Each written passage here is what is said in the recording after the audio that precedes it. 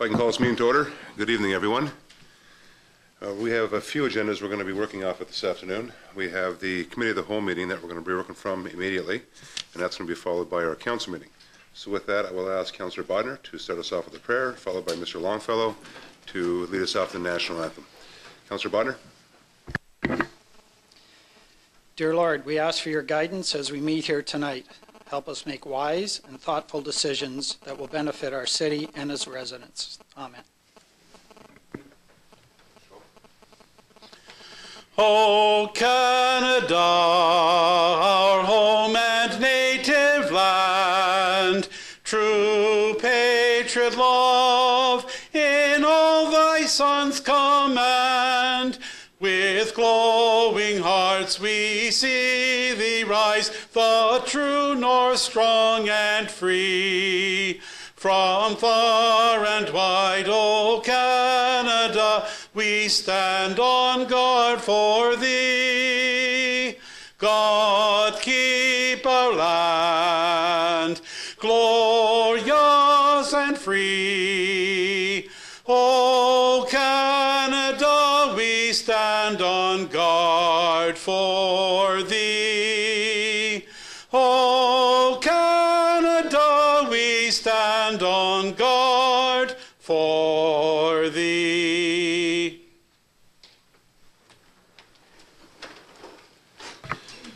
As always, Joel, well done. Thank you very much. Thank you, Mr. Mayor. My pleasure as always. Appreciate it. Members, or Madam Clerk, are there any addendum items this evening? None this evening, Mr. Mayor. Thank you. Members of Council, can I have a motion to confirm the agenda, please? Councillor Kenny, Councillor Danch, any questions or comments? All those in favor? Opposed? That will be carried. Are there any disclosures of interest this evening? Councillor Elliott. Thank you, Mr. Mayor. I'll declare a pecuniary interest on item number 4 as it deals with myself. That's pretty well it. Thank you, Councillor Elliott. Members of Council, any further disclosures this evening? With none, we'll move on to any items requiring a separate discussion. Start off with Councillor Kenny. Item 2. Councillor Bodner. Item 4. Thank you. Councillor Steele. Thank you, Your Worship. Item 3. Further items? Councillor Elliott. Item 6, please. Further items? With none, members, I will ask for a motion to approve the remainder of the items. Moved and seconded. Kenny and Demaray. Are there any questions or comments? Before I go to that, members of staff, are there any items you'd want to lift this evening? You're okay? No questions on anything? You're good? Bob, you're all right? Yes, sir. Okay, no further questions or comments on the items not to be lifted. All those in favor?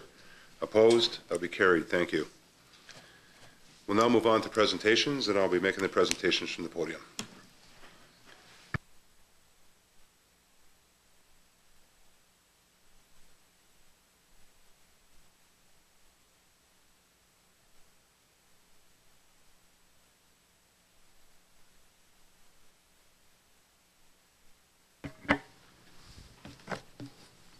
Members of Council, it's my pleasure this evening, on your behalf as well as on behalf of the entire community, to extend our appreciation to the many partnerships that we've established throughout the years to ensure that Port Colborne continues to be a safe community. And it's my pleasure this evening to recognize a group of folks that the city has had the privilege to partner with to ensure that, in fact, does happen.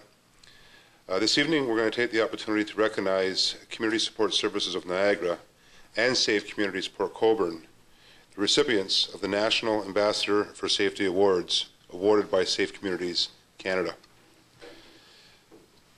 I have to say it's kind of, I'm wearing two hats this evening, not only as the mayor of the city, but equally, if not more importantly, as the chair of the Safe Communities group located here in the city of Port Colborne. Members of Council recognize from your involvement with Safe Communities that Safe Communities Port Colborne is about promoting a culture of safety within our community to ensure that all ages are being looked after on a continued basis, to be proactive by recognizing safety issues, followed by executing actions, and it's key.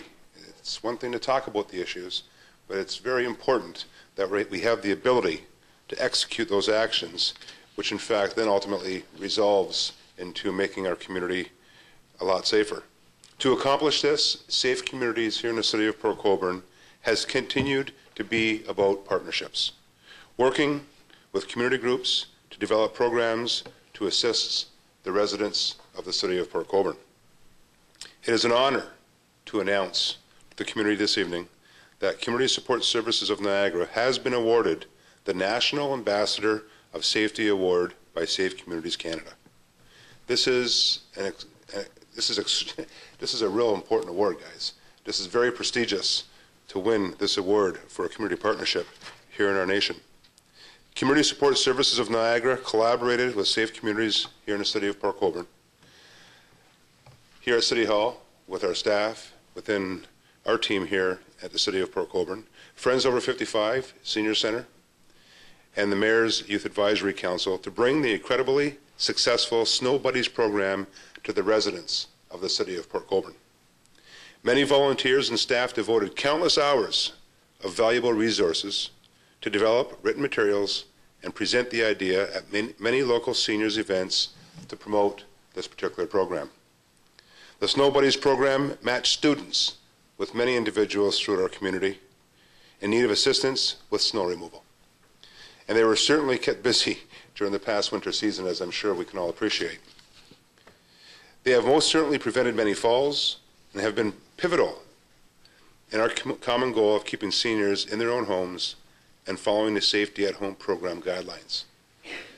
They also give our local youth a wonderful way to get their community service hours for high school here in the city of Port Colborne. And I want to expand on that a bit, because I think especially of late we see and we hear of and we notice sometimes out in our community some of the problems that the youth might engage themselves in and some of the challenges that result from those problems that they engage themselves in. And I think we're going to hear a bit about that tonight. But we also have, we can't dismiss the good things that our youth are doing. And by the way, there's a lot more good things than there are bad. It's just that we take notice of the bad because they're bad. But I think I'll tell you, but I have to say, you know, working with my youth council and working with many youth that we have in the community here, one of which is here right now, you know, we have a lot of good youth in our community, and this is one of the programs that they've involved themselves in, and how much better our community is because of what our youth has involved themselves in. Most importantly, however, is that this program, with the youth, with those that are a part of it, with the partnerships, exhibits the caring within the city of Port Colborne and the overall region of Niagara. We often hear about the negative, while this is a positive. We are a community that cares, and to all those that participated in this program, who helped out the many that are in need throughout our community, I say to all of you, thank you. Thank you. Your actions have made your city extremely proud. Each and every one of you puts the cares in Port's cares, if you don't mind the pun, but at the end of the day, it just simply wouldn't happen without the participation of you folks.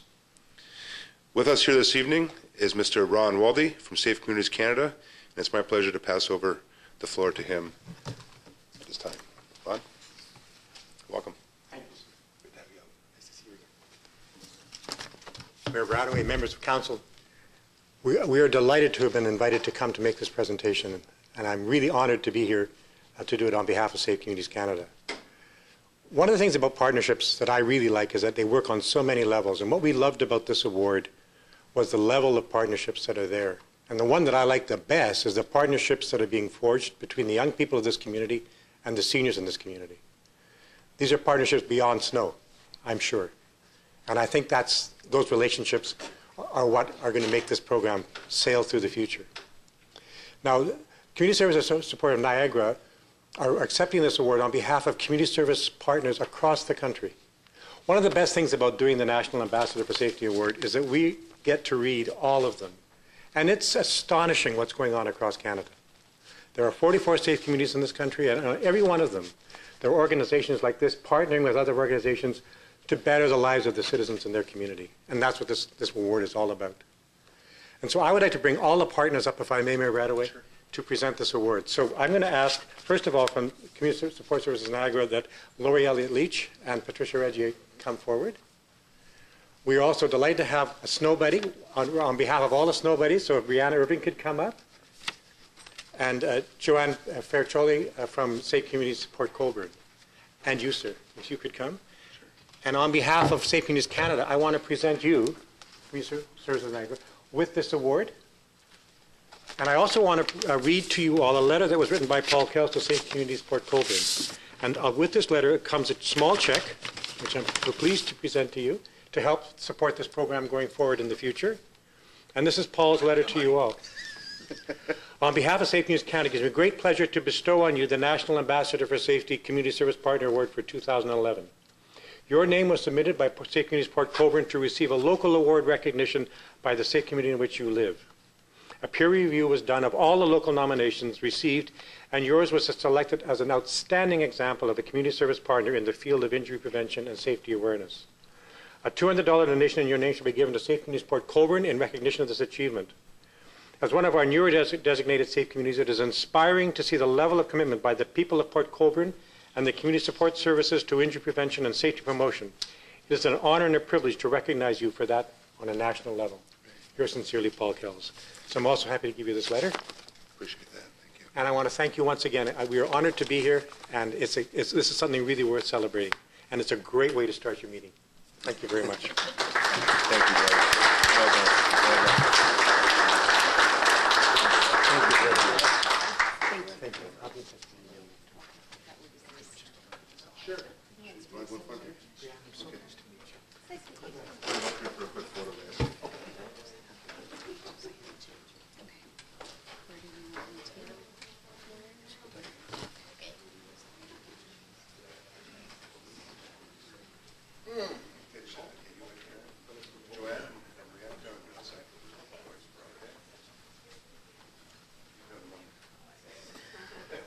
You got that pretty quick. You see how fast you got that? Smart girl, Joe. Smart girl.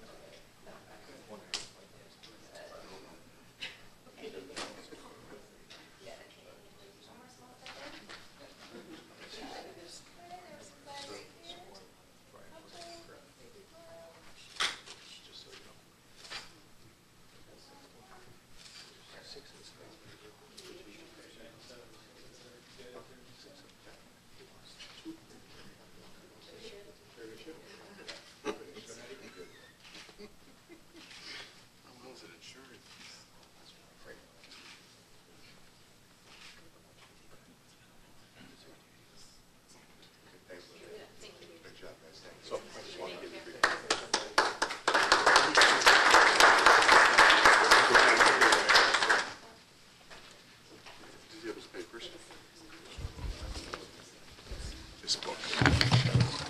This is the mayor's. Before I step off the podium here, too, I'd be remiss if I forgot our staff person. I don't want to forget about Joanne Faircholi. Joanne's been an integral part of this whole program since day one, and I have to congratulate her because she was behind a lot of this. As you folks recognize, Joanne does a lot of work behind the scenes. And I'll tell you, she doesn't like to be recognized, but I'm still going to thrust her out in front of the spotlight tonight because she does such great work. And Joanne, I want to say thank you as well.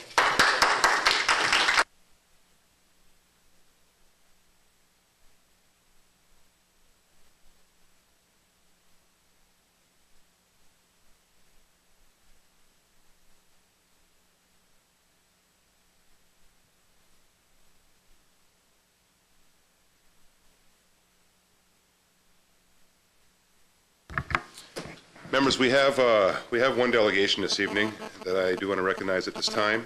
We have Ms. Tamara Coleman-Lowry of the Autism Ontario Group, Niagara Region Chapter, and she's here to speak to us about what is autism. October is Autism Awareness Month, and if you want to refer to your correspondence number 9, you do have correspondence there that we'll be dealing with later on. But Tamara, welcome. It's great to have you out.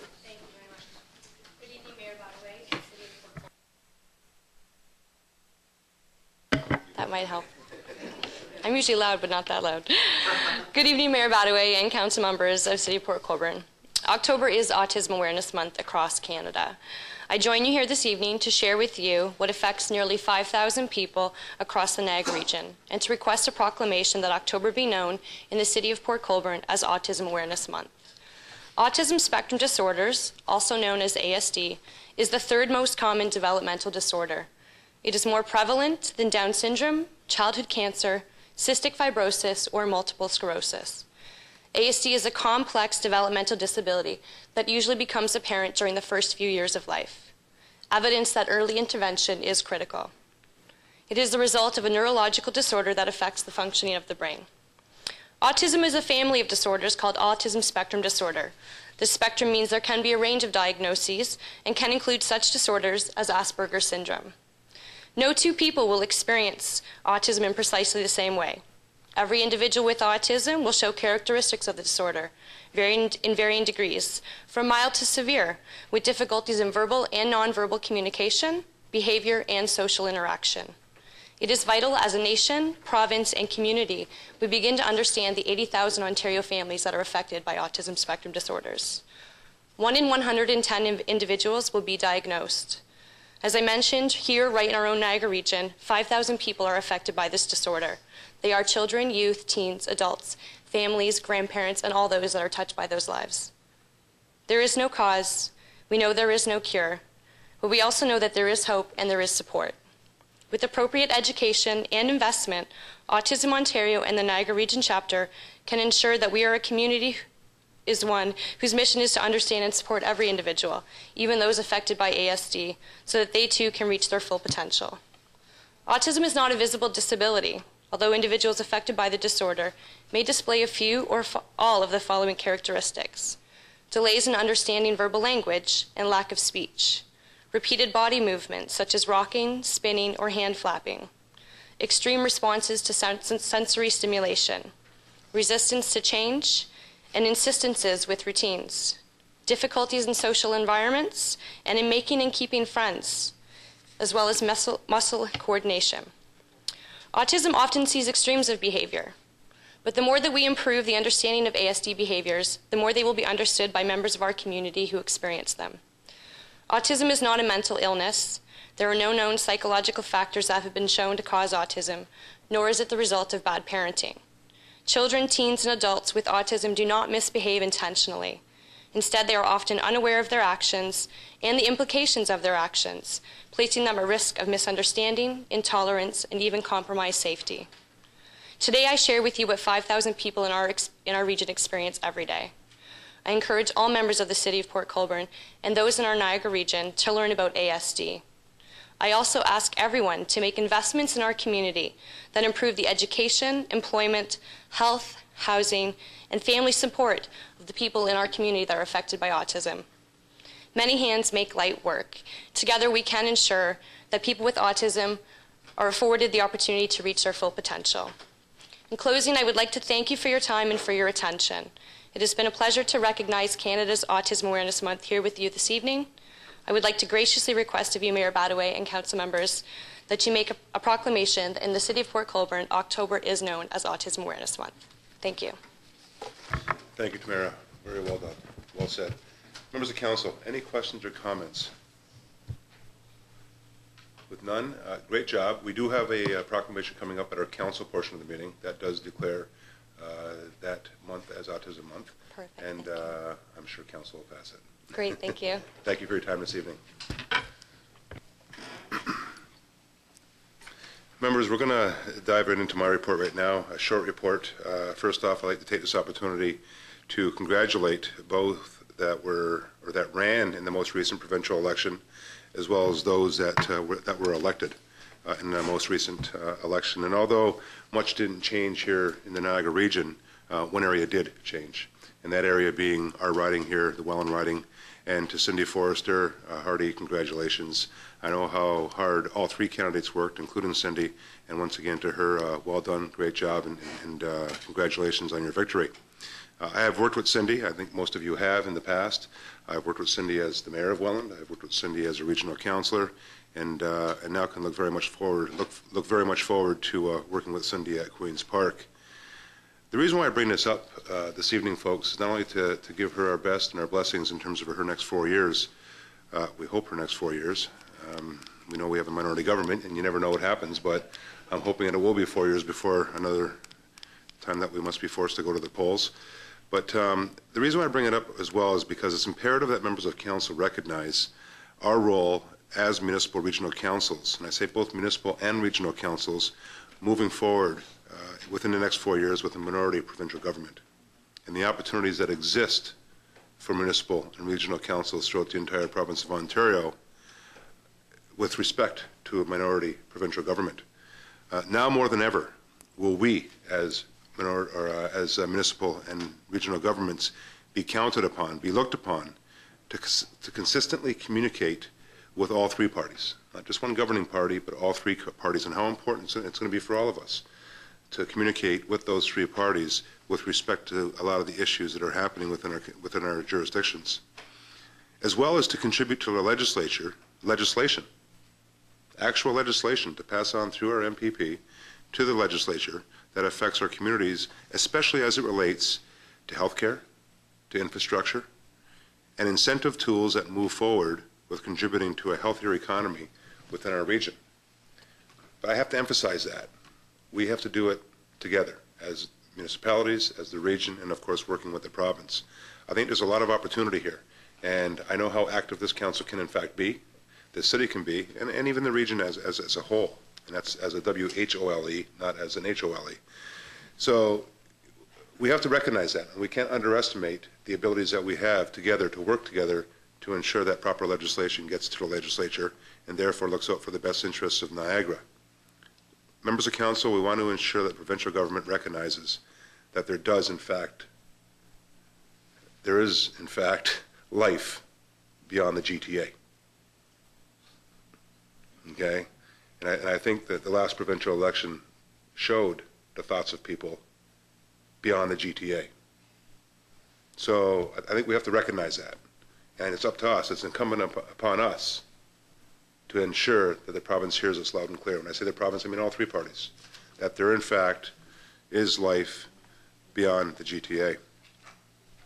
The next topic, members of council, I wanted to take this opportunity to as well invite all of you and those members of the public to this Sunday's, October 16th, this Sunday, the Country Walk for Breast Cancer, being held at Emerald Pines Golf Club. Registration begins at 9 a.m., and I have to say, from attending it every year, it's a great event, not only with activities that are happening around the walk, but also with the folks that attend the walk. As you know, October is Breast Cancer Awareness Month, a month in which we promote women's health by raising awareness about early detection and risk management. In September, we walked, we ran, we bicycled, we rollerbladed to honor the legacy of Terry Fox, a single dream, a world of hope. Together as a community, we continue to be inspired by all those that are fighting this terrible disease. Not just breast cancer, but all cancers. Let us ensure that to all those people, they recognize that they are not fighting alone. We are with them, we are with you, shoulder to shoulder. So therefore, to all you folks, come on out this Sunday over at Emerald Pines. A great big congratulations has to go out to Teresa Pizzo and Bonnie Jackson, who host this event every year with many volunteers. But show your support. Come on out, take a walk on hopefully a beautiful day on Sunday afternoon or Sunday morning into the afternoon. Everyone is welcome. And again, as a community, as we did with Terry Fox, the Terry Fox Run in September, let's get a whole bunch of folks out to the Breast Cancer Walk in October and really show that support to all those folks that are once again fighting this disease, as well as all the cancers that are being fought within our community and throughout, of course, this region, this province, this nation, the world. As well, I do want to express my appreciation to the Downtown BIA, Dave, your group, for a great job, one, in partnership with the city, in putting the arts and culture route, the introduction of the arts and culture route here in the city of Port Colborne. Gary, your staff, as well as economic development staff, is just phenomenal. It just adds another attraction to the city of Port Colborne with respect to the arts and culture that's here in our community and even in surrounding communities down along Niagara South Coast. So I do want to congratulate your staff, Stephen's staff, as well as the downtown BIA. A few individuals I know, Putsy, Elizabeth Madronich, as well as Gail Todd and Donna Zapp, had a great deal to do with that, as well as the art crawl that happened following that was a very big success. So to all the folks that were a part of that, a great big congratulations. And finally to last week's Harvest Festival. Again, the downtown BIA putting on the Fall Harvest Festival last weekend in partnership with many folks, many businesses. What a great job. That just must be an annual event, because I never received so many great comments than I received over the weekend with respect to the efforts of all those that really showcased the fall here in Port Colborne. And lastly, I have to mention that we have a special day tomorrow. And I'm not sure if you folks know, but in 1911, Maple Leaf Mill and Company released a publication entitled Grinding the Golden Grain. And it talks about the opening of the new mill here in the city of Port Colborne, Ontario. It defines this event, and I quote, as more than simply an important event in the history of the company. It marks another great step forward in the milling industry of the country. It further states, and I quote, with our great inland waterways penetrating half the continent and our inexhaustible water powers, Canadians should be the millers of the world. And Canadian brains and enterprise are fast bringing us to that proud position. The new mill at Port Colborne furnishes further striking evidence of that fact. The two great determining factors in the location of such a mill are power and transportation.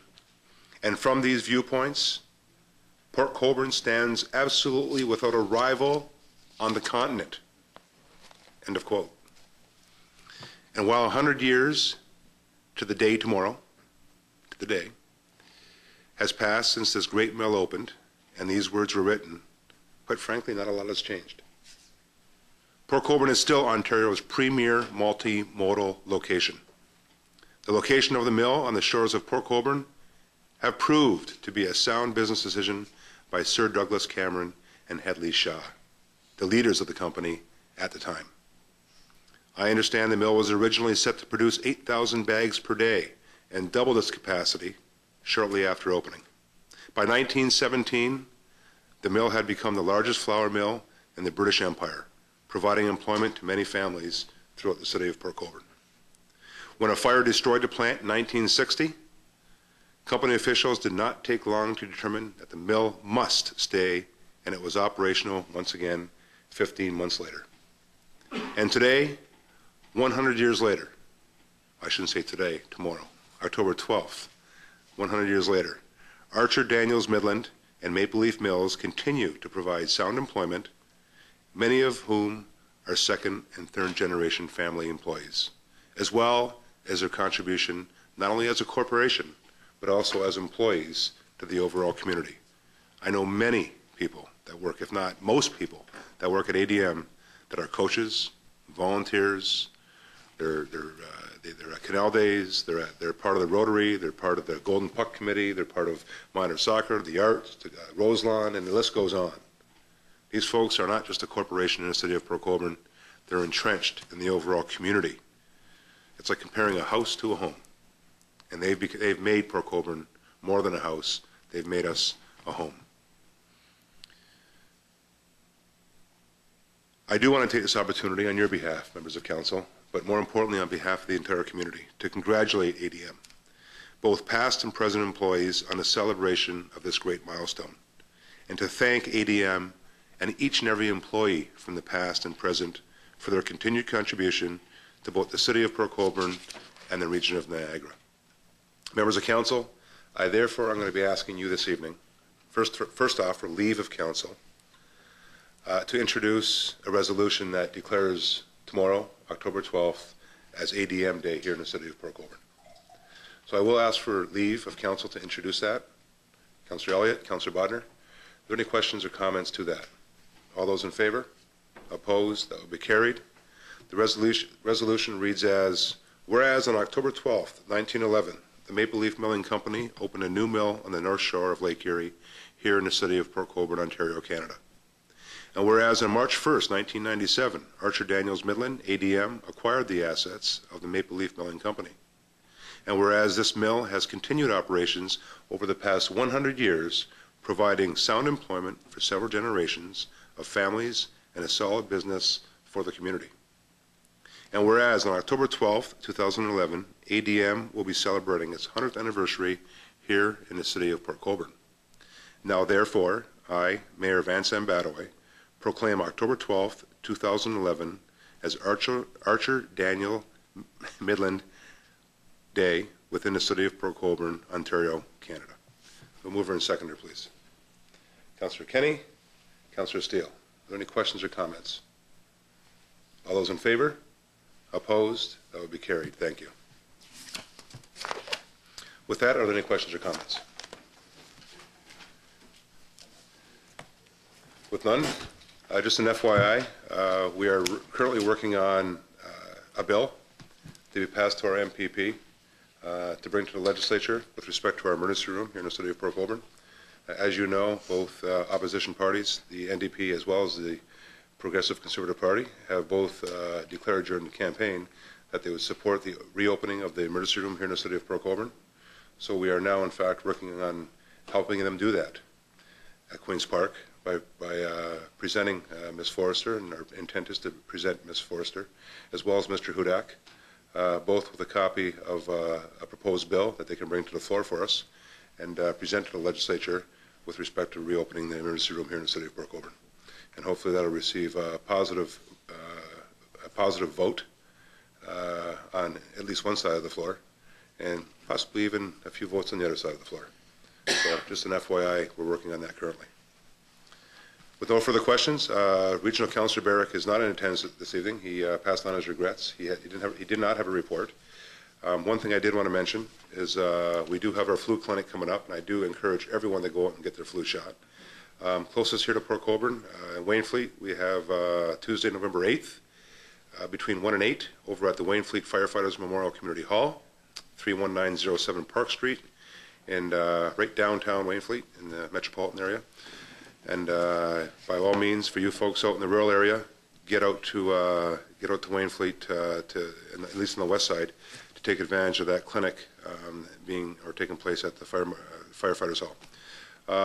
On Wednesday, the following day, here in Port Colborne, again, right downtown in metropolitan Port Colborne, we have a clinic happening over here next door at the St. James and St. Brendan Anglican Church Guild Hall, once again between 1 and 8 p.m. So for all you folks, you got 2 days, one in Wainfleet, one in Port Colborne here, between 1 and 8, to get your flu shot. Other than that, if you miss those 2 days, I'm sure your doctor or a doctor will help you out to get that shot. But by all means, please do, because it helps out not only you, but people around you. Any further regional business? Councillor Butner. Will those dates be available on the city website? Yeah, I'll make sure they're on the website. Thanks, Ron. With no further regional business, move on to councillors' items. Councillors' items, new business. Councillor Bodner, Councillor Elliott. Thank you, Mr. Mayor. It appears we've had a major theft in the city of Port Colborne, and it is quite concerning.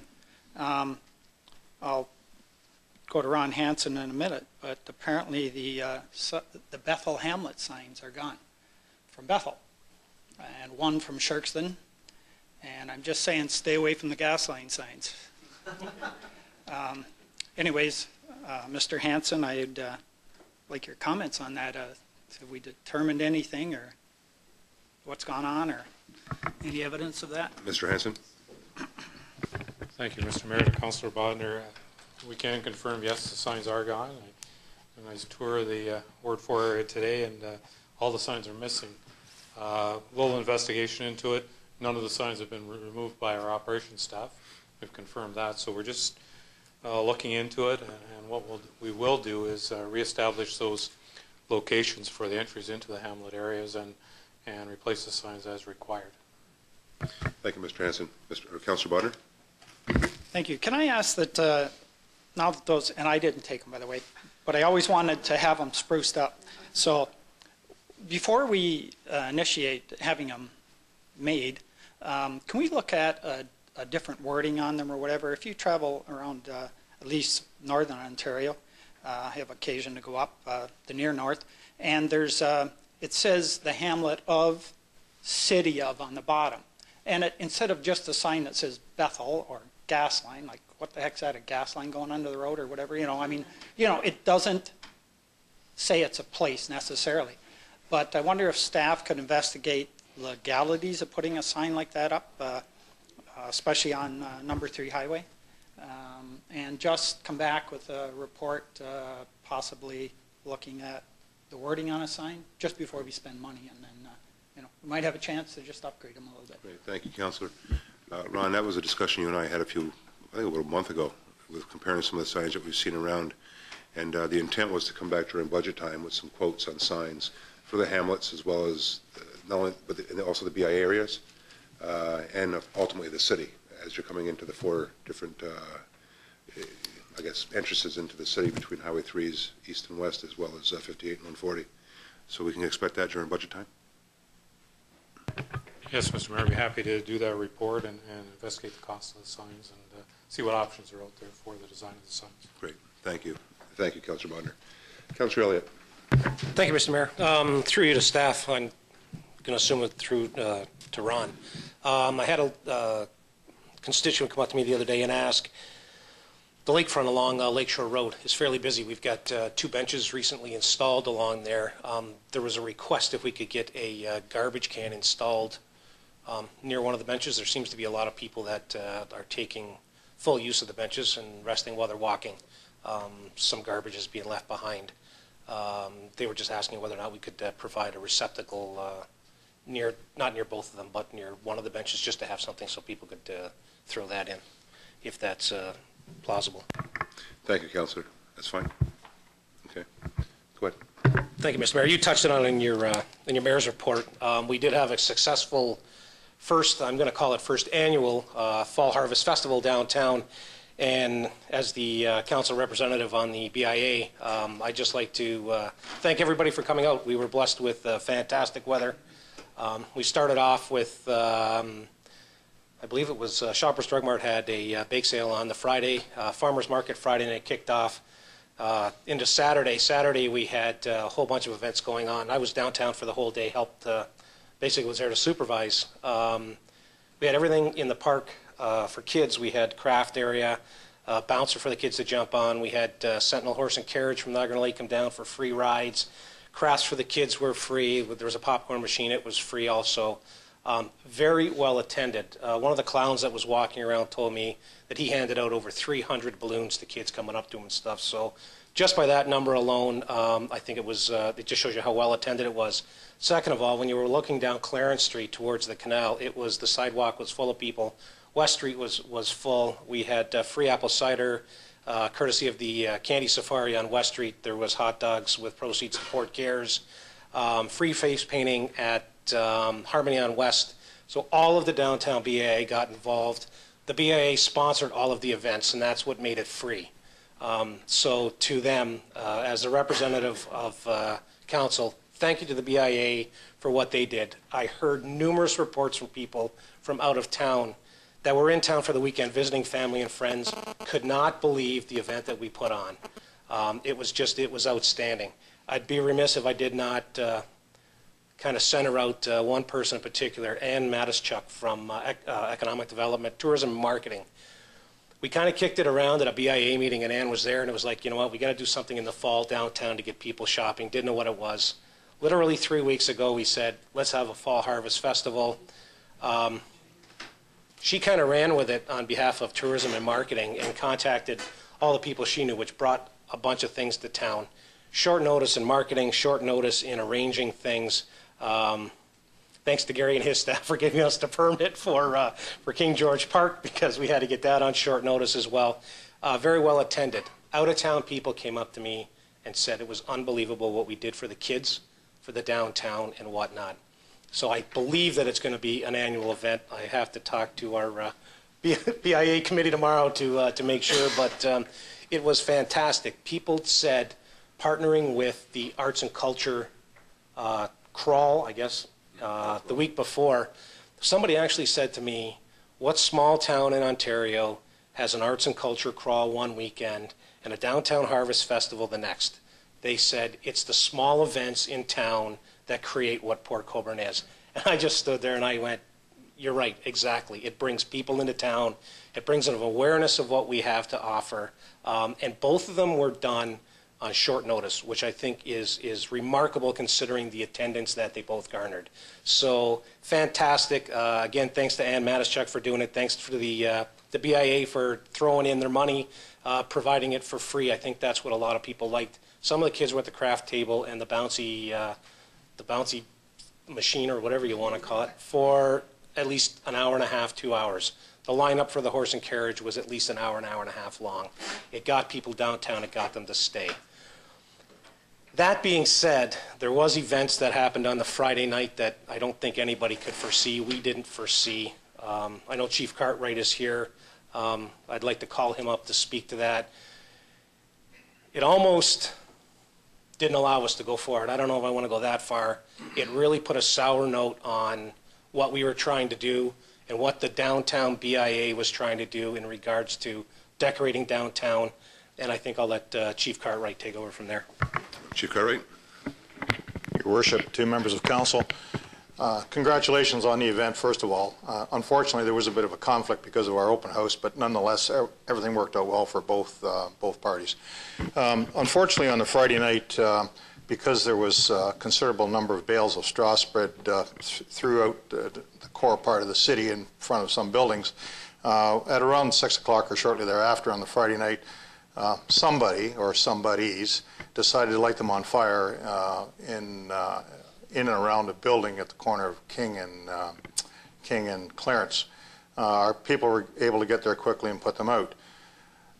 We weren't aware of the straw being put downtown, to be quite honest, and certainly Mike and myself would be more than happy to work with the BIA for future years down the road to try to correct this situation. But we had a quick meeting. Mike and I got together. Niagara Regional Police were involved.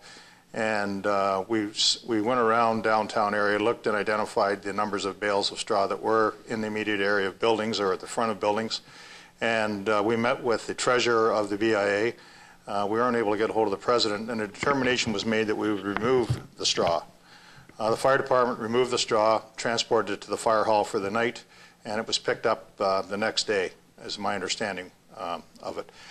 I think it's an unfortunate set of circumstances because certainly it did take away from the event, although it was successful. I'm certainly glad to hear that this evening.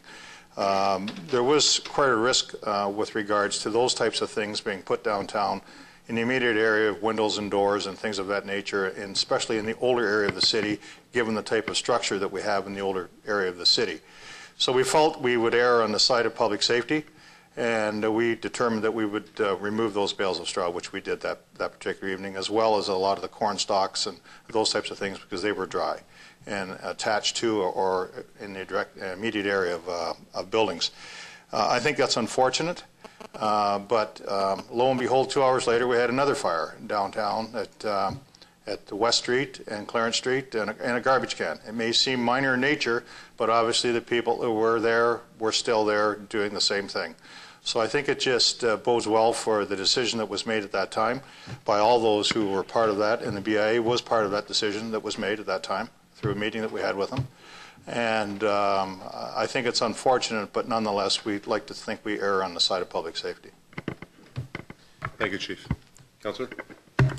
Thank you, Mr. Mayor. Thanks, Chief. When I got the emails that what was going on, I couldn't believe it. I guess with the short turnaround from deciding we were going to have the festival to putting it on, we erred in not letting the fire department know that we were going to put the bales of straw out, which were for decoration for the fronts of the stores.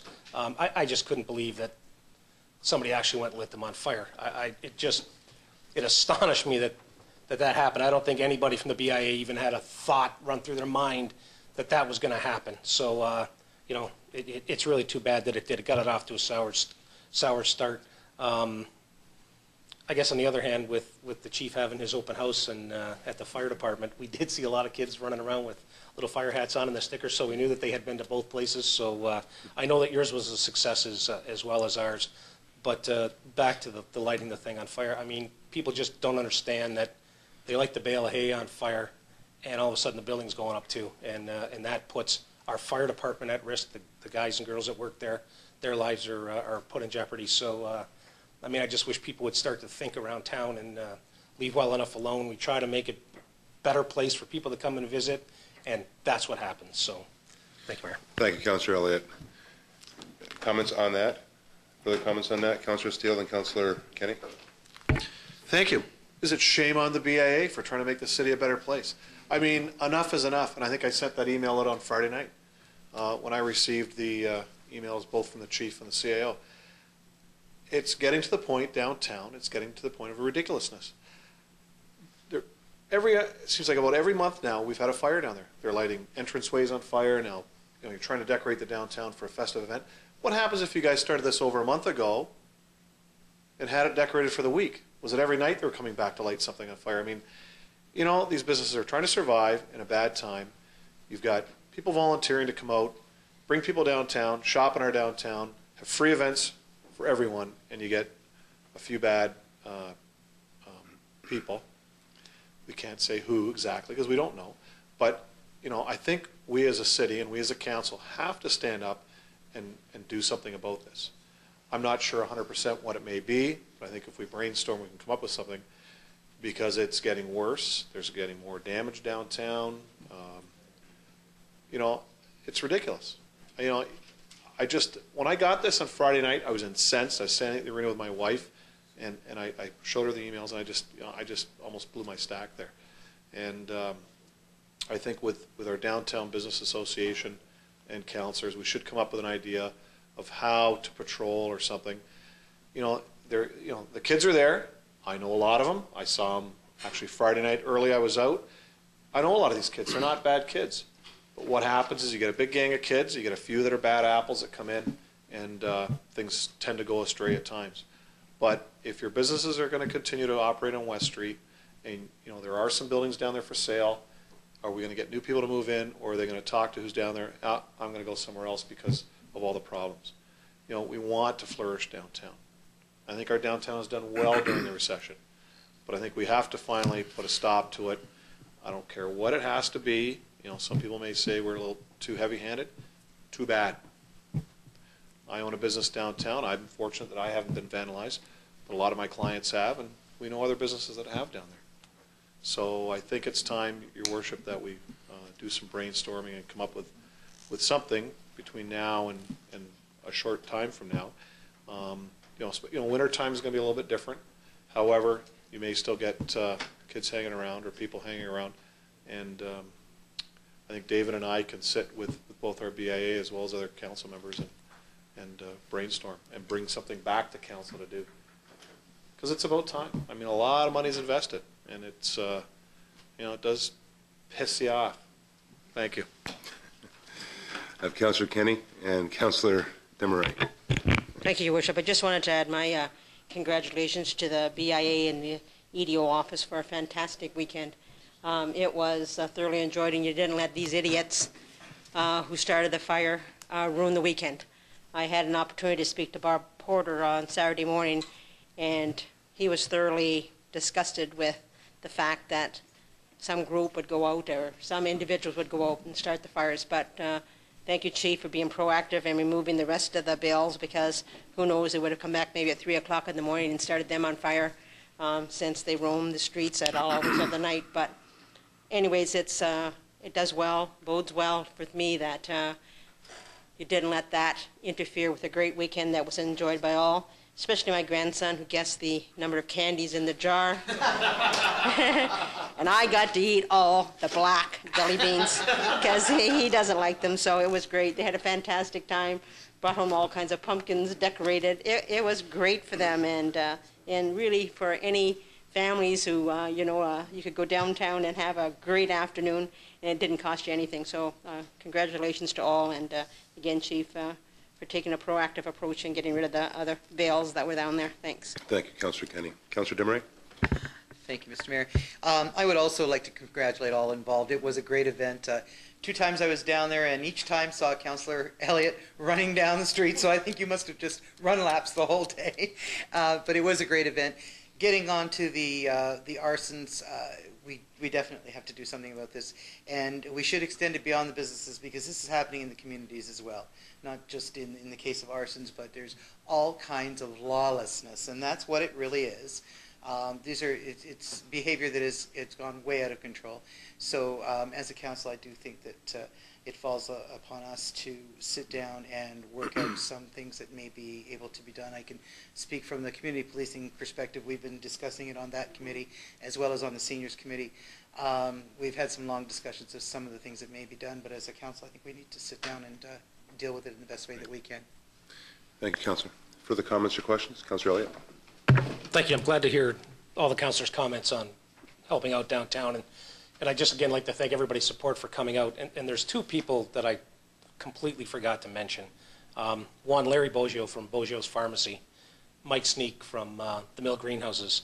Larry donated photos for anybody that wanted to come out. Mike Sneak went above and beyond. He delivered the bales of hay that were taken away by the fire department. He went and picked them up, built the display for the kids to sit on and have their pictures taken.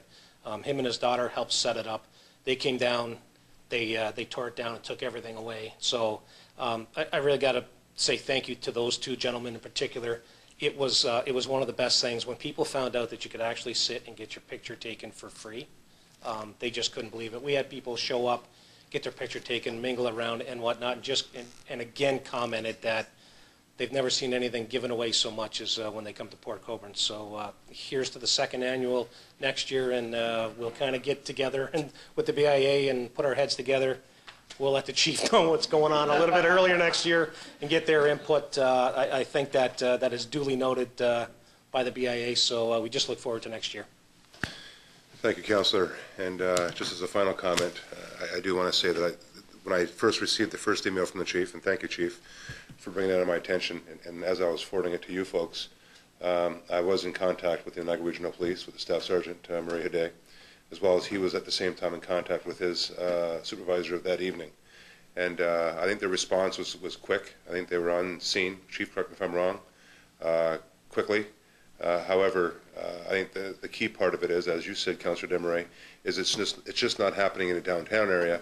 It's happening in a lot of parts of the community, and therefore, to be proactive in anticipating your thoughts tonight, I have set up a meeting with the chief herself, as well as the deputy chief, to try and bring more resources into the community to try and nip this once and for all. Councillor Steele is right; it's gone on long enough, and we're simply not going to tolerate it. There's zero tolerance.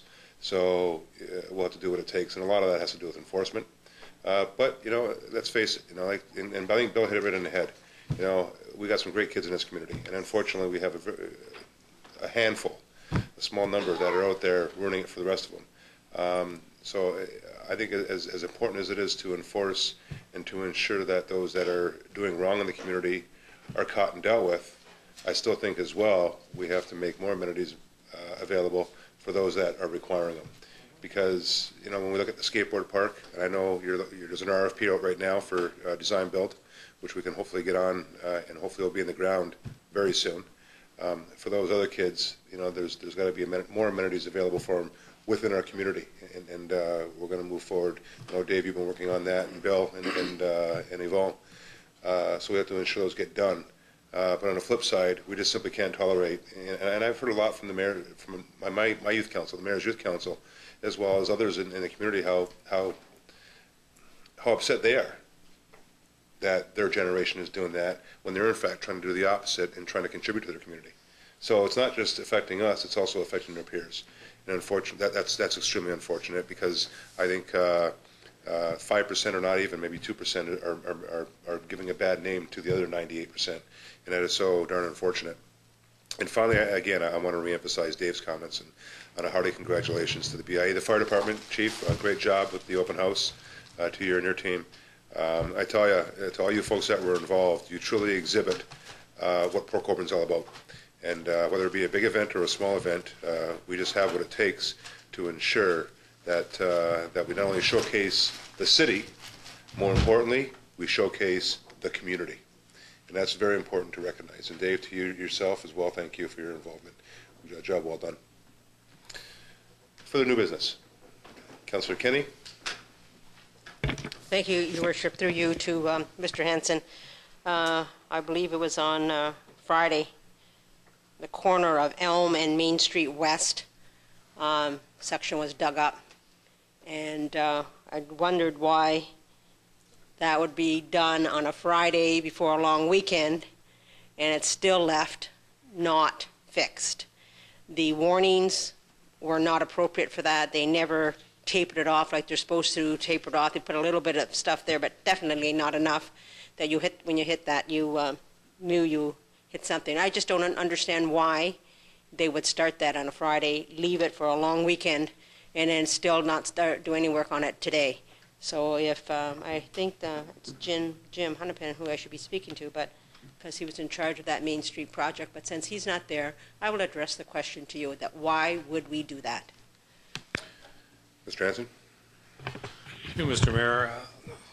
I'll follow up with it tomorrow, Councillor Kenny.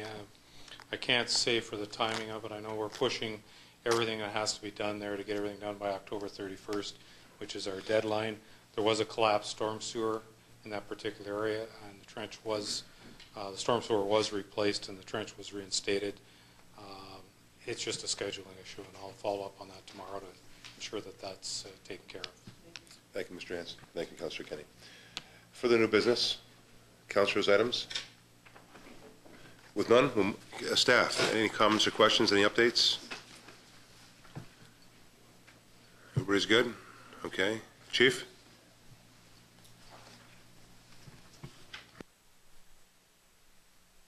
Your Worship and members of council, and to the community as a whole.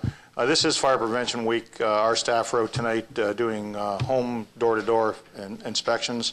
We install smoke alarms free of charge for those that need it or can't afford it.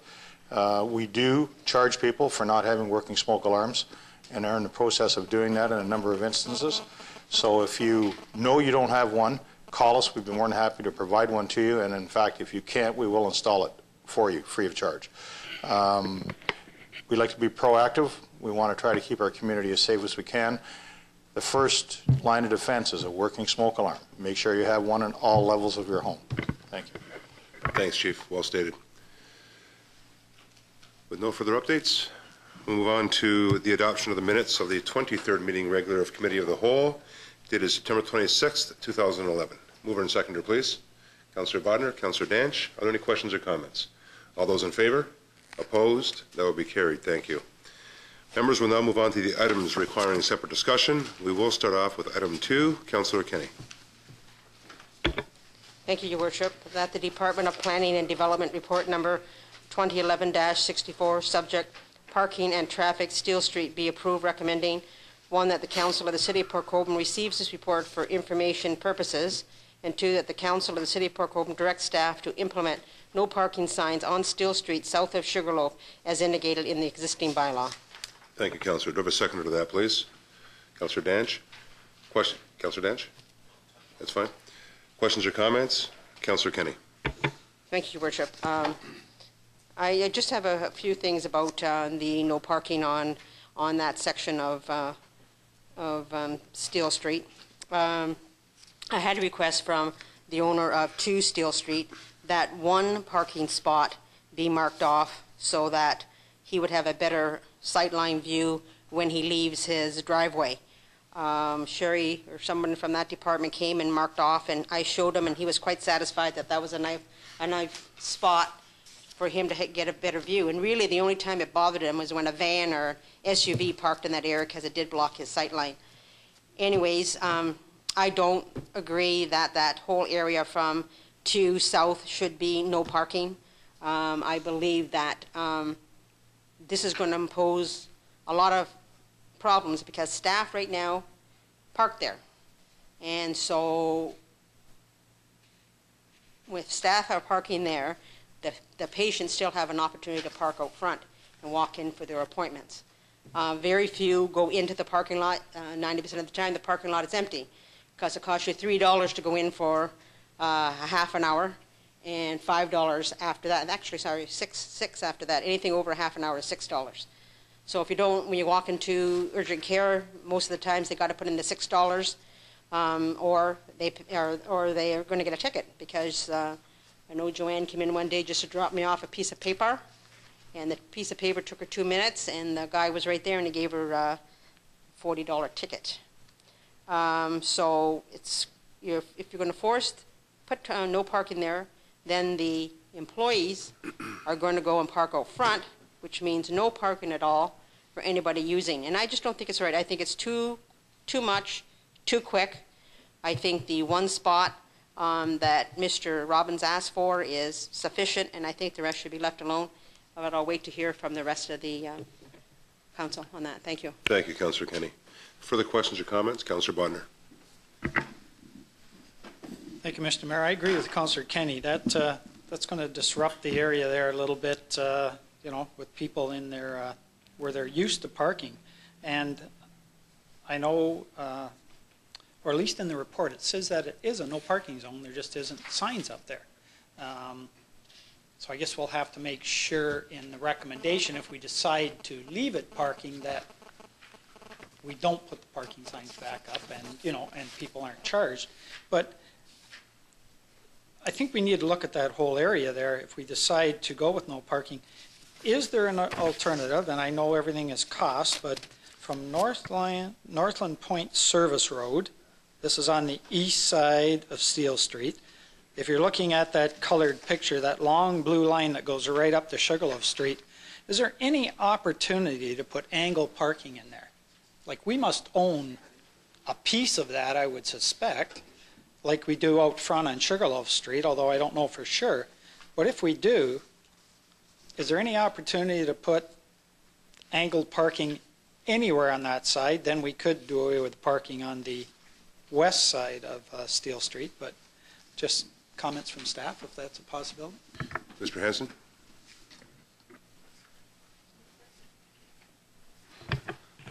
Through your worship, it's not my report, but I can address the parking issue, I guess. The curb width on that section of road, and the road allowance doesn't go all the way down. It ends at the Northland Point property, but there's insufficient width to create any type of additional parking in there. The parallel parking itself creates only one lane of traffic, so if parking is allowed to remain there, there's insufficient width for two vehicles to pass, and it becomes a safety issue. So I don't think there's any opportunity to improve the parking within the road allowance there at all. There's a deep ditch or ditched area west of the curbed area, so that can't be expanded without considerable expense in dealing with the drainage on that side. Councillor. Just to clarify, I was thinking angle parking on the east side, do away with the parking on the west side. So again, there's not enough room on that area to do any angle parking there. Okay. Further questions or comments? Members?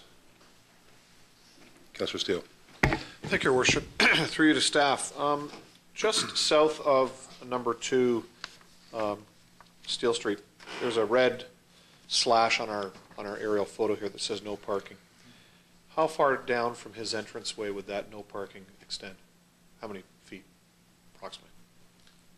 Ms. Hanson?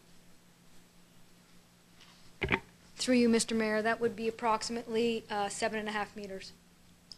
21 feet. 25 feet. Councillor. Okay, that's fine. Thanks. Further questions or comments? With none, to the report. Members, I'll ask for your pleasure. All those in favor? Opposed? That would be lost. I'll be looking for a new direction. Councillor Kenny. Thank you, Your Worship. My direction would be that you have, just as Sherry has marked off, or staff has marked off there, there's one spot that he wishes to have no parking, and the rest be left parking. He says that he thought there were signs up in 1990. Well, I've worked there for 26 years, and there's never been signs up that say no parking. There's one sign up there now that is a time-limited parking, and if you park there, you do get a ticket. I know that, so I said I got one. Anyways, so I just would like that left and the rest be parking. Thank you. Members of staff, any comments? With none, do I have a seconder to that? Councillor Danch? Ms. Hanson? Thank you, Mr. Mayor. with the issue of having one stall or one no parking area in that, you will need to repeal the existing bylaw that you have in that area. But with the removal of the no parking in that section, with the slope of the road and everything, it doesn't alleviate his visibility issues. And when speaking with Mr. Robbins, he advised that he would like no parking down the entire stretch when we discuss this issue. Okay, thank you. So members, as part of that resolution, you would have to, in fact, repeal the actual bylaw that right now states no parking in that entire area, or in that particular area that you're actually speaking of, Councillor? Is that fine? Exactly. Okay, that's fine. Okay. The seconder's fine with that? Councillor Danch? Okay. Are there any further questions or comments to that motion? Councillor Steele. Thank you, Your Worship. So the no parking area now that's 7.5 meters long, would it be wise with the views of the homeowner there to make that longer? Ms. Hanson? Through you, Mr. Mayor. Through you, Mr. Mayor. In option number 3, I discussed implementing a 21-meter area to extend that to have a little bit more room or visibility. With the slope of the land, it's not great, but it does improve it a little bit. Councillor? So you're, through Your Worship, so you're saying take it from the existing edge of his entrance 21 meters down? Mrs. Hanson? Correct?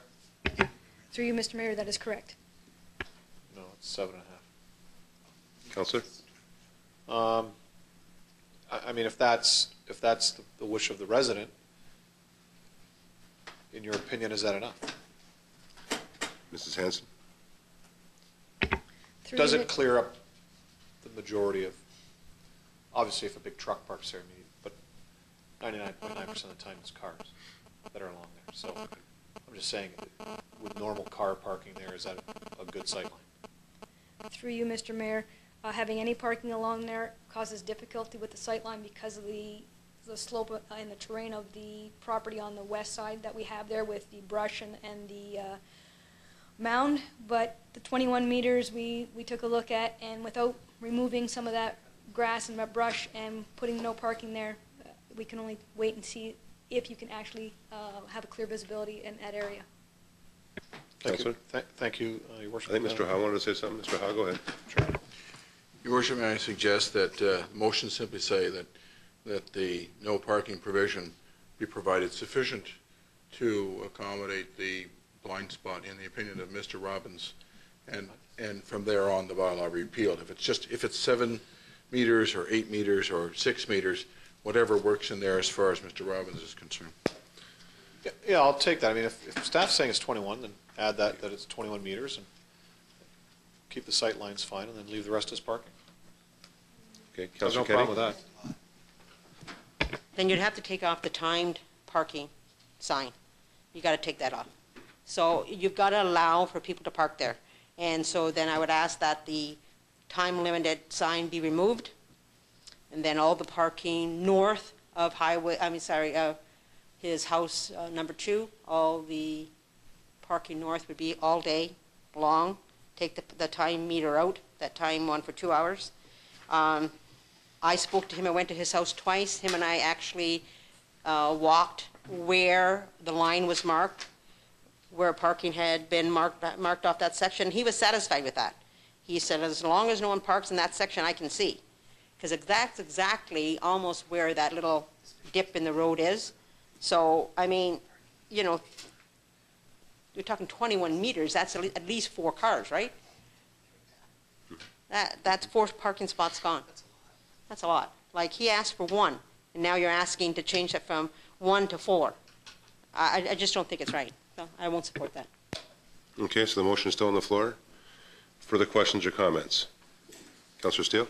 And Thank you, Councillor Your Worship. Wagner. Just Clarification through you to Councillor Kenny. So you're stating that the parking from 2 Steele Street to 34 Steele Street, where it's timed now, should be taken away? Correct. I won't support that. The reason why, Your Worship, is those houses, that's their only parking. There is no parking along Sugarloaf between Sugarloaf and Tennessee. So there should be a turnover in their area. So if they're having visitors or people over, I have no problem south of number 2, but between 2 and 34, that should be time limited parking to allow turnover for those in that area that have visitors, friends over. It's been that way for a while. I don't see it being a problem. I'm in that area quite a bit, and south of 2, there's cars there. People come in, people go out. There are cars that sit there all day long. That's fine. But north of 2, I can't support taking away the time-limited parking. I think that small area, I think there's 4 spots there approximately. Allow that for the residents to have a turnover of cars. Thank you, Councillor. Councillor Bodner. Thank you. Through you to Mrs. Hanson. You were saying that the brush area needs to be trimmed back to get a good sight line, or could be trimmed back. Who owns that area? Is that our brush? Mrs. Hanson? Through you, Mr. Mayor, when you're looking at the color map there, you see the blue line, which is depicting where the no parking would be proposed. You see the orange line. The orange line is the property line, so between the blue line and the orange line is city property. Councillor? So we could solve the brush problem by taking our brush or trimming our brush out of there to give a better sight line. Is that Mrs. a fair Hanson? comment? Through you, Mr. Mayor, it would improve it to some degree, but there's also a hill, a ramp, Like a mound. slope in that area. That Crowns. yes. Okay. Go ahead, Councillor. And just one more thing to get back to, because we seem to have an impasse between Councillor Kenny and Councillor Steele with the time-limited parking and the length of the no parking. I could support having the time-limited parking remain if you shorten up that no parking to 2 car lengths. You know, just to see if we can come to something that we don't have to go back and forth on. Councillor Kenny? You're it. Yes, yes. Yes, Your Worship. I was saying that the only reason I wanted the time limit of parking removed because you were taking away 4 parking spots. If you weren't going to take away 4 parking spots, then I want the time limited left. But I can compromise with that as leaving those 2 spaces between 2 and 20. There's 2 car spaces there between 2 and 20 where you can park, and it's time limited parking, only 2 hours.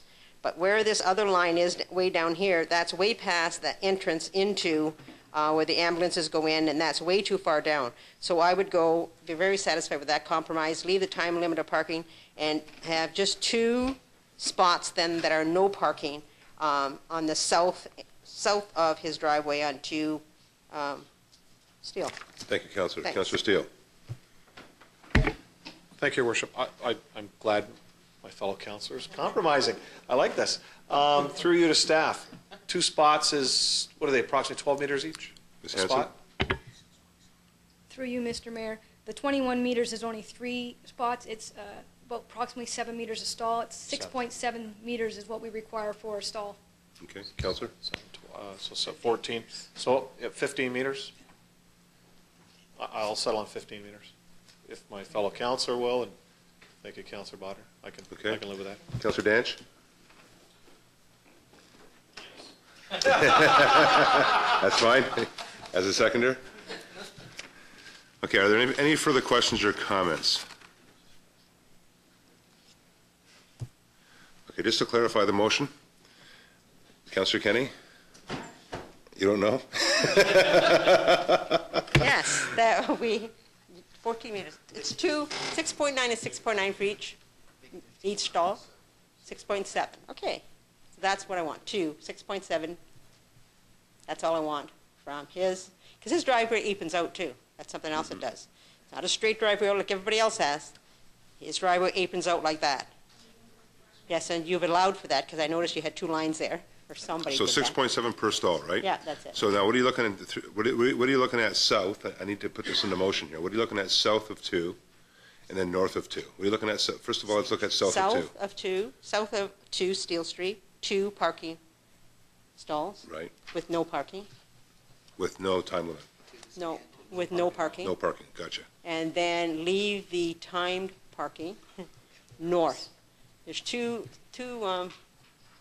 two stalls there, I guess, for, Okay. no, that sign's not, doesn't go all the way down.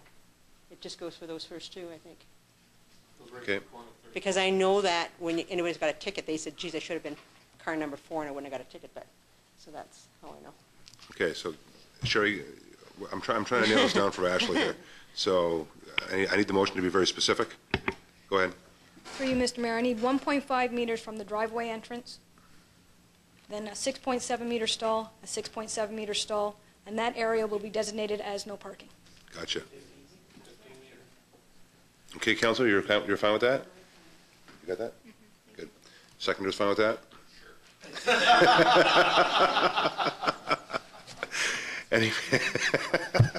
Any further questions or comments? Councilor Elliott. Just real quick, I guess the sightline, no, I'm in agreement. I guess it's a sightline thing is what the big complaint is, because it narrows down. And you did say earlier that from that blue line on the west side of Steele to the orange line is our property. Is there any way we can widen the street out a little bit to kind of alleviate that narrowing down? Mr. Hanson? Mr. Mayor, one of the options there were to actually widen the street, but since it's an urban section, curb and gutters, there's a substantial ditch on the west side, so what it would require would be drainage improvements and then additional curbing. It would be a very expensive proposition, so probably not it is an option, but not a great option from a financial point of view. Then I'll withdraw that question. Well, I think the unfortunate part about this is that the NHS has forced these people on the street because they're charging for parking on the NHS site. And although the NHS will be working on a new parking lot in the front part of this, when they're doing the renovations in the front part of the lawn, to make room for ambulance, to make room for parking, as well as to make room for people coming into the front part, into the ER, they're going to charge for that parking. And they're charging for the parking also on the east side of the building. And ultimately, those parking lots will be empty, like they are now. For the most part, the ones that I go by there all the time, and all the cars are parked along H.H. No Park on the west side of H.H. No Park, which is the east side of the entranceway into the east side of the hospital entrance. And then, of course, on Steele Street, you got the folks parking down Steele Street. And I have to give them some credit, because they're not parking in front on Sugarloaf. They're leaving that for the people that would otherwise come to the hospital to visit. So, and we had anticipated that back when they first brought that out, and you know, hats off to those folks that are trying to find other arrangements to not take those spots away. But that's the unfortunate part about it, is that the NHS continues to demand that their own team pays for parking on their own site. And it's forcing us into the possibility of having to spend money, Councillor Elliott, for improvements on a road, which is unfortunate. Councillor Bodner. Thank you, Mr. Mayor. Just to be fair to the NHS, when I sat in your chair, I dealt with this. That came in, if council remembers, that came in. But they were forced to do that by the province. That wasn't their choice. They were forced to do it. They had to investigate every opportunity to make money. That was what was done on all the different sites, and having sat down with them. And so just, you know, just to be fair, I know we like to beat up on the NHS, and they deserve it lots of times, but in this case, they were actually ordered to do it. So, you know, just to have it fair. Well, I don't think they were ordered to charge for parking. I think they're just ordered to find new revenues. That's what they're ordered to do. And I can find a whole bucket of new revenues for them if they didn't pay their CEOs $350,000 a year, nobody else $200,000 a year. There's a lot of revenue that can be found. However, are there any questions or comments to this motion? All those in favor? Opposed? That will be carried.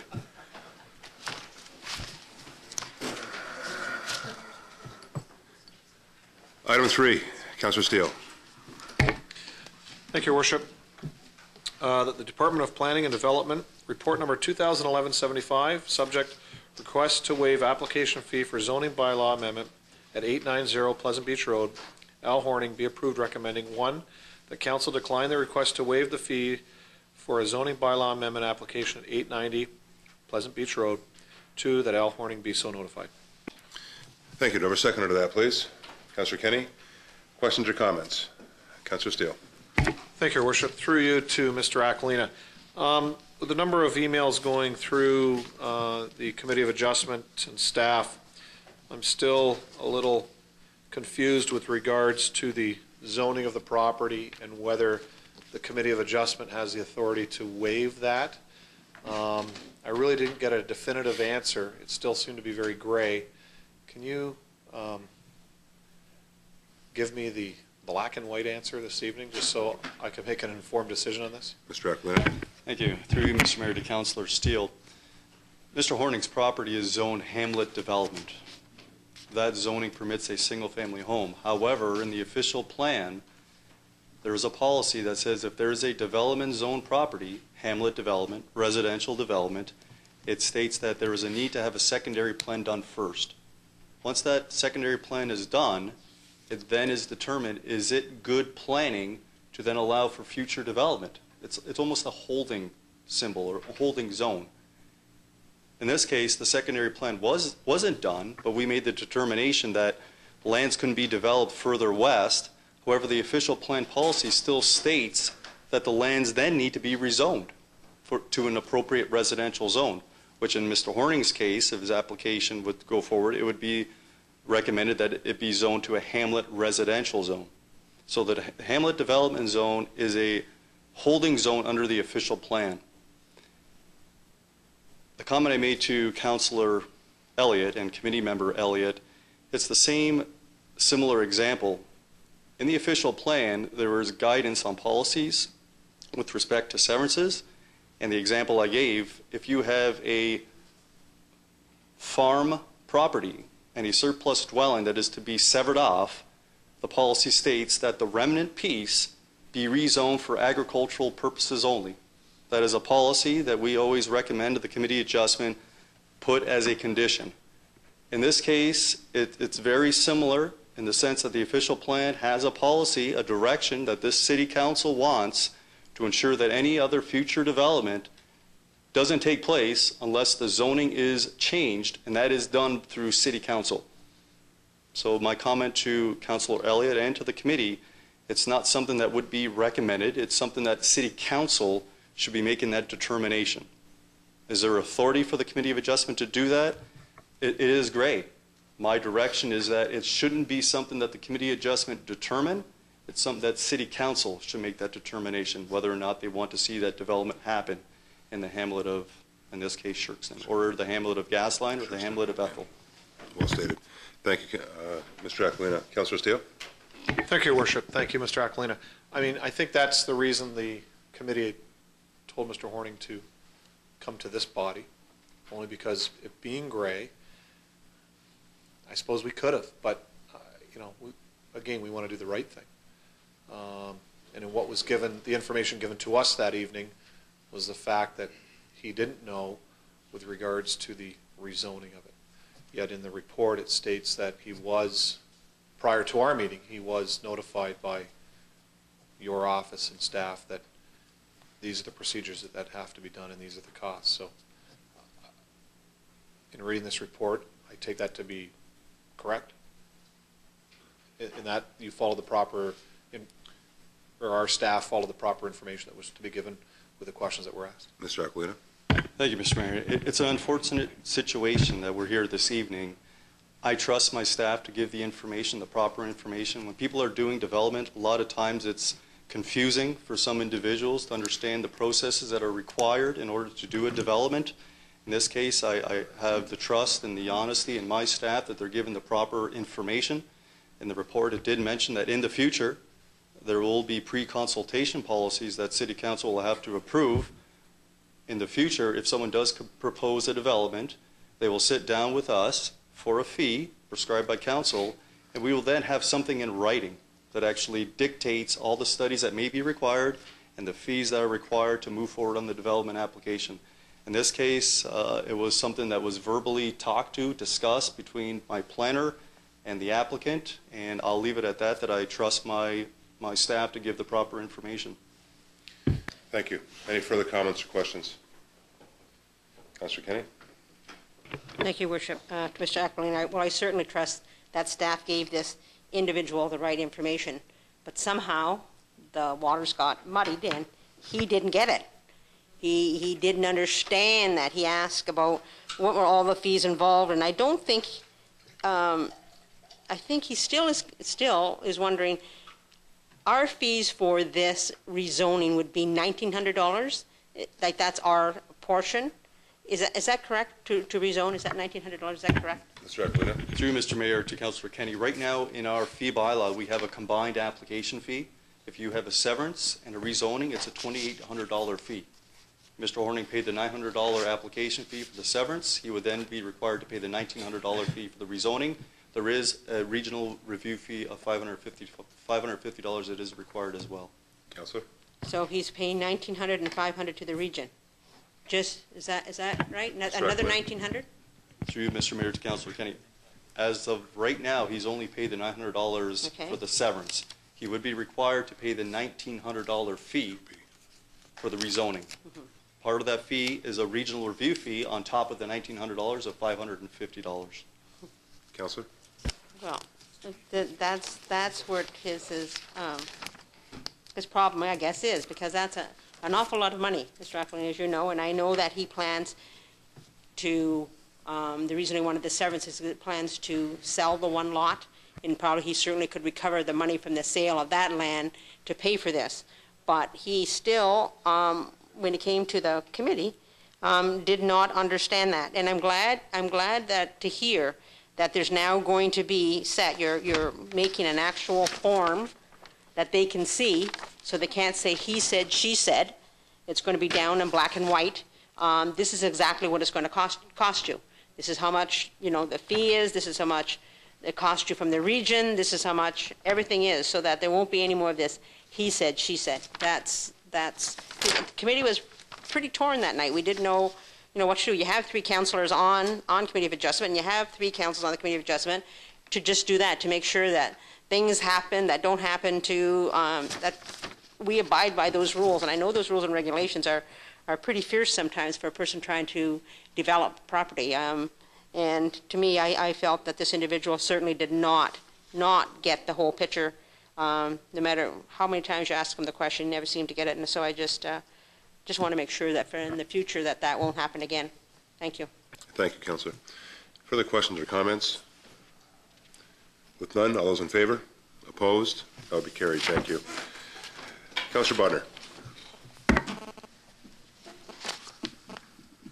The Department of Planning and Development, report number 2011-77, subject purchase of services from a member of council, be approved, recommending that in accordance with bylaw 4613-14404, being a bylaw respecting the procurement of goods and services, that council authorize the realtor services of Dave Elliott.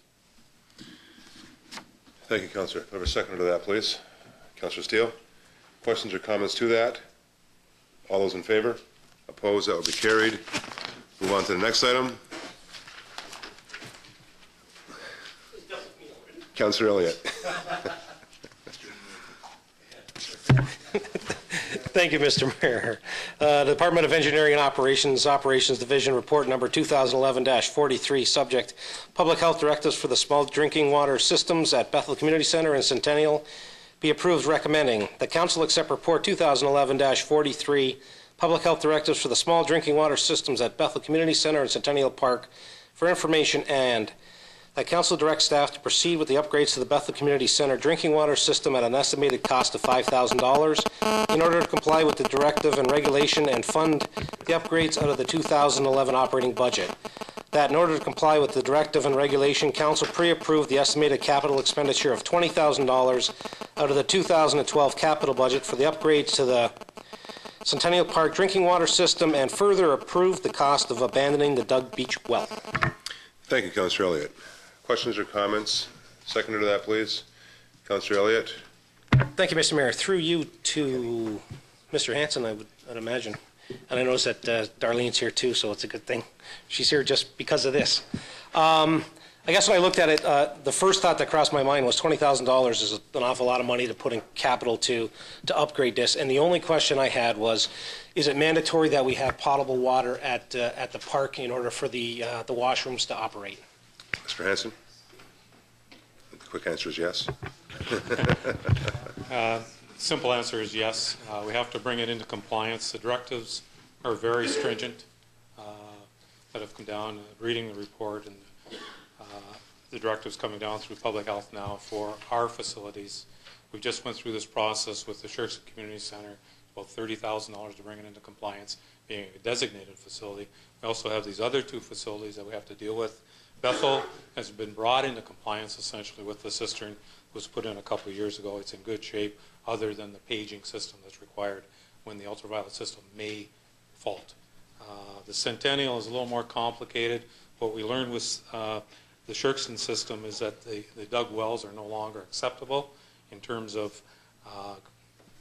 keeping groundwater or other contaminants from the system itself. So it's very difficult to determine how you bring a dug well, as we had in Sherkson, we have in Centennial, into compliance. So in following the directives, we think the only solution here is to put a cistern in, an ultraviolet system, and be perfectly safe and in compliance with the Ministry of Environment and the Regional Public Health System as well. Thank you, Mr. Hanson. Okay. Question? Councillor Bodner? I think maybe just a statement. Centennial Park, we rent out the pavilion to people that have family reunions there. It's a public beach. We have the horse show out there, so I think that we don't have any other choice but to follow these directives from the health department and keep the people safe that are using our facility. Thank you. Further questions or comments to the report? All those in favor? Opposed? That will be carried. Thank you. Well, that's it for the items, folks, on the committee side. Is there any notices of motion this evening, members? I'll ask for a motion to adjourn this portion of the meeting, please. Councillor Elliott, Councillor Kenny, questions or comments? All in favor? Opposed? That will be carried. We'll now move on to our council agenda, members. Madam Clerk, are there any addendum items? None this evening. Thank you, Ashley. Members of council, I'll look for a motion to confirm the agenda, please. Councillor Desmarais, seconded by Councillor Danch. Questions or comments? All those in favor? Opposed? That will be carried. Are there any disclosures of interest? Councillor Elliott? Thank you, Mr. Mayor. I almost forgot. Item number 4, I have a pecuniary interest in that it's me. Thank you, Councillor. Members of council, are there any other disclosures? With none, we'll move on to the minutes. We have 3 sets of minutes that I will do in block, if you don't mind. I'll look for a mover and seconder for the minutes of the 23rd meeting special of council, September 26th, 2011. The minutes of the 34th meeting special of council, September 26th, 2011. And the minutes of the 35th meeting regular of council of September 26th, 2011. Mover and seconder, Councillor Desmarais, Councillor Bodner. Questions or comments? All in favor? Opposed? That will be carried. Any items requiring separate discussion? Councillor Bodner. Item 4. Thank you. Any further items? For the remainder of the items, mover and seconder, please. Councillor Danch, Councillor Kenny. Questions or comments? All in favor? Opposed? That will be carried. Councillor Bodner. For the one item.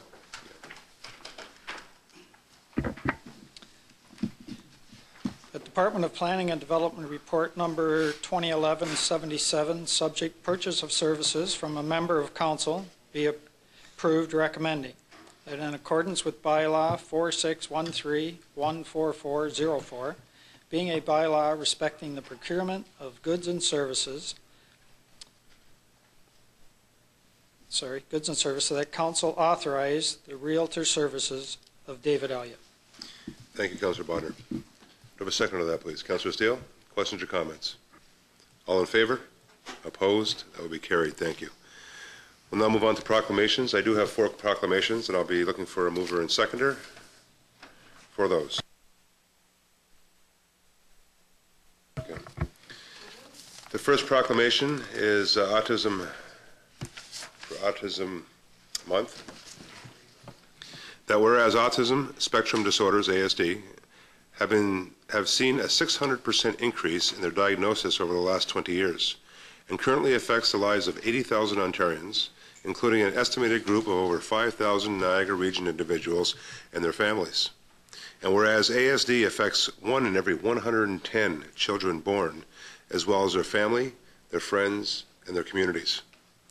And whereas ASD is a spectrum disorder, which means that it not only presents differently in every individual, but its characteristics will change over the life of each individual as well. And whereas a child with ASD will become an adult with ASD, and whereas Autism Ontario, Niagara Region Chapter, is the strongest and most active chapter across the province of Ontario. And whereas the mission of Autism Ontario is to ensure that each and every individual with ASD is provided the means to achieve quality of life as a respected member of our society. And whereas the Niagara Region Chapter of Autism Ontario encourages and invites all Niagara Region members to observe October as Autism Awareness Month in an effort to raise public awareness and public support. Now therefore, I, Mayor Van Sam Badaway, proclaim October 2011 as Autism Awareness Month here in the city of Port Colborne. Can I mover and seconder, please? Councillor Danch, Councillor Elliott, questions or comments? All those in favor? Opposed? That will be carried. The next proclamation is for Poppy Week. That I, Mayor Van Sam Badaway, do hereby proclaim October 28th, 2011 to November 11th, 2011 as Poppy Week here in the city of Port Colborne in honor of the men and women from the city of Port Colborne who gave their lives during the two World Wars and the Korean War. Further, that the citizens of the city of Port Colborne are encouraged to participate in Remembrance Day services to be held at H.H. Knoll Park on November 11th, 2011 at 10:45 a.m. Members of Council, mover and seconder, please. Councillor Kenny, Councillor Desmarais, questions or comments? All in favor? Opposed? That would be carried. Thank you. Our third proclamation is that whereas October 16th, 2011 is National Feral Cat Day, a day dedicated to educated communities about feral cats and trap, neuter, vaccinate, return, a humane method of care for unowned cats. And whereas trap, neuter, vaccinate, return improves the lives of cats, the stresses and behaviors associated with breeding, such as yowling and fighting, that they do stop. And whereas trap, neuter, vaccinate, return is recognized throughout the U.S. and Canada as a humane and responsible way to manage feral cats. Now therefore, I, Mayor Van Sam Badaway, proclaim Sunday, October 16th, 2011 as National Feral Cat Day here in the city of Port Colborne, and encourage all citizens to support trap, neuter, vaccinate, return as a responsible and humane method of dealing with our feral cat populations. Mover and seconder, please. Councillor Kenny, Councillor Desmarais, questions or comments? All in favor? Opposed? That will be carried. And our final proclamation for the evening is that whereas Ontario has been the destination of choice for many immigrants who have added to the diversity of the province by bringing their culture, their customs, and language, even as they endeavored to acquire the ability to communicate in English. And whereas the community of English as a second language learners are represented in all aspects of our society. They are students, they are volunteers, they are workers, employees and business owners, laborers, professionals, neighbors, and friends. And whereas the professional organization Teachers of English as a Second Language Ontario hosts a conference in Toronto each year to maintain and expand the skills and abilities of its members. Now therefore, I, Van Sam Badaway, Mayor of the City of Port Colborne, do hereby proclaim October 23rd to October 29th, 2011 as English as a Second Language Week here in the City of Port Colborne. Mover and seconder, please. Councillor Bodner.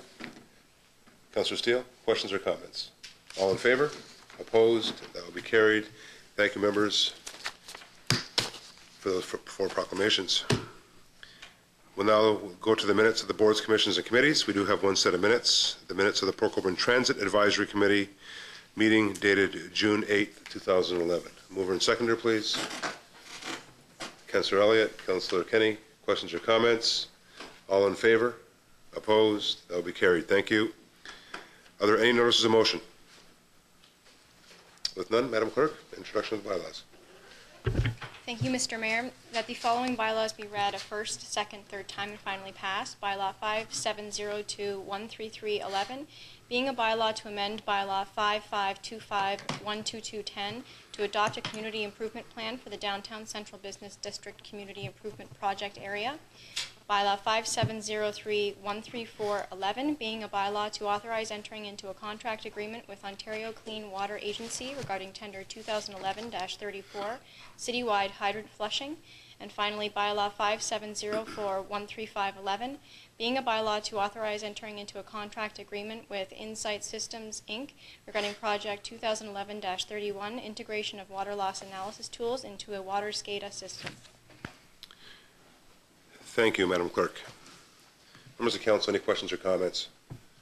Just two areas I'd like to highlight that are getting passed this evening. One is the moving forward with the RFP for the programmer for the Health and Wellness Center. And it's great news. We see the center going up. It's on schedule. That's great. But I think now, moving forward with this RFP, it's not going to offer what's going to happen inside that center. So that's great news for the community. And secondly, Councillor Kenny, to interest you, the Downtown Central District BIA CIP area is now being amended to include that that second-story commercial development, rehabilitation or redevelopment incentive program that you asked for months or a couple weeks ago. And Dan's brought that report forward here, and that bylaw is going to be passed tonight as well. So it really gives it that equal incentive for all the BIA CIP areas in the city of Port Colborne. So great job. Thank you, Dan. Members of Council, any further questions on the bylaws? All those in favor? Opposed? That will be carried. Madam Clerk, the confirmatory bylaw. Thank you, Mr. Mayor, that the following bylaw be read a first, second, third time and finally passed. Bylaw 5705-13611, being a bylaw to adopt, ratify, and confirm the proceedings of the Council of the Corporation of the City of Port Colborne at its special and regular meetings of Council, October 11, 2011. Thank you, Madam Clerk. Members of Council, any questions on the confirmatory bylaw? Mover and seconder, please. Councillor Bodner, Councillor Elliott. All those in favor? Opposed? That will be carried. Members, before I ask for a motion to adjourn future meetings, we do have a future meeting coming up here in the Chamber, Committee of the Whole and Council, beginning at 6:30 p.m., October 24th, that being a Monday. And following that, November 14th, Committee of the Whole Council here in the Chamber, beginning at 6:30 p.m. And following that, November 28th, Committee of the Whole Council, once again here in the Chamber, beginning at 6:30 p.m. I will now entertain a motion to go back into closed session to deal with confidential CAO Chief Administrative Officer Report number 2011-16, subject, matters impacting the Sugarloaf Marina Restaurant, pursuant to the Municipal Act 2001, subsection 22392A, the security of the property of the municipality or local board. Confidential correspondence from Cecil Vincent, Manager of Special Projects and Corporate Strategic Initiatives concerning the Sugarloaf Marina lease, pursuant to the Municipal Act 2001, subsection 2392A, the security of the property of the municipality or local board. Confidential memorandum from Rick Marshall, Human Resources Coordinator, concerning a matter impacting a municipal employee, pursuant to the Municipal Act 2001, subsection 2392B, personal matters about an identifiable individual, including municipal or local board employees, and 2392D, labor relations or employee negotiations. And finally, a confidential verbal report from myself concerning the performance evaluation of the CAO, Chief Administrative Officer, pursuant to the Municipal Act 2001, subsection 2392B, personal matters about an identifiable individual, including municipal or local board employees, and 2392D, labor relations or employee negotiations. With that, mover and seconder, please. Councillor Bodner, Councillor Desmarais. Questions or comments? All those in favor? Opposed? That will be carried. Have a wonderful week.